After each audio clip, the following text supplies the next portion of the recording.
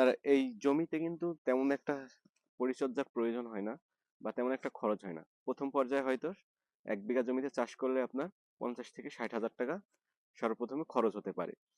দর্শক বন্ধুরা, 1 বিঘা কমলা চাষ যদি আপনি করতে যান, সেই ক্ষেত্রে আপনার 1 বিঘা জমিতে আপনার প্রথমত 120টা চারা রোপণ করতে পারবেন। সেটা হচ্ছে গাছ থেকে গাছের দূরত্ব 8 হাত বাই 8 হাত। আর চাষ করার আগে জমি প্রস্তুত, অনেকে আমাদের প্রশ্নটা করেন যে জমি কিভাবে প্রস্তুত করা হয়। তো আপনি যখন জমি প্রস্তুত করবেন তখন হচ্ছে আপনার করতে হবে, জমিটা ভালোভাবে চাষ দিতে হবে জৈব সার দিয়ে। তারপরে আপনি জমি প্রস্তুত করে গাছটা লাগিয়ে দিতে পারবেন ন্যাচারাল ভাবে। আগে থেকে কোনো মাদা তৈরি করতে হয় না, ন্যাচারাল ভাবে আপনি গাছটা লাগিয়ে তারপরে কিন্তু ওখানে সেচ সেচটা দিয়ে দিলে কিন্তু আপনার আস্তে আস্তে আপনার গাছগুলা বৃদ্ধি পাবে। এবং গাছ রোপণ করার 2 থেকে আড়াই বছর পরে কিন্তু আপনারা বাণিজ্যিকভাবে ফল নিতে পারবেন। আর এই ফলগুলা কিন্তু বাজারে উচ্চ মূল্যে বিক্রি করা হচ্ছে। এখন যে ফলগুলা দেখতে পাচ্ছেন এগুলা কিন্তু আপনার 100 থেকে 120 টাকা দরে বাগানিরা বাগান থেকে বিক্রি করছে। তো আপনারা যদি কেউ এই ধরনের ফলের চাষ করতে চান করতে পারেন।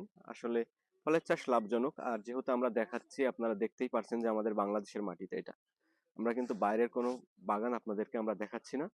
তো আপনারা যদি এই ধরনের কেউ ফল ফসলের চাষ করতে চান, আপনি যদি চাকরি বাকরি করেন, সেই ক্ষেত্রে কিন্তু আপনি এই কমলা চাষ করতে পারবেন।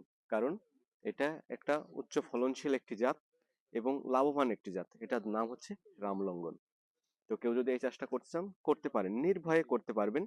কারণ চাষ করতে গেলে আপনার প্রথমত যেটা দরকার সেটা হচ্ছে আপনার ধৈর্য। আপনার যদি ধৈর্য না থাকে সেক্ষেত্রে আমি মনে করি আপনার চাষে আসার দরকার নেই। আপনার যদি একটু ধৈর্য দিতে পারেন 2 থেকে আড়াই বছর, সেই ক্ষেত্রে কিন্তু এই রকমের একটা কমলার বাগান আপনিও গড়ে তুলতে পারবেন। তো দর্শক বন্ধুরা, কেমন লাগলো আজকের ভিডিওটা? ভিডিওটি যদি ভালো লেগে থাকে অবশ্যই আমাদের চ্যানেলটি সাবস্ক্রাইব করুন, পাশে থাকা বেল আইকনটা অন করে দিবেন, বেশি বেশি করে শেয়ার করবেন। তো সবাই ভালো থাকবেন, সুস্থ থাকবেন। দেখা হবে সামনে আরেকটি যে কোনো নতুন ভিডিও নিয়ে।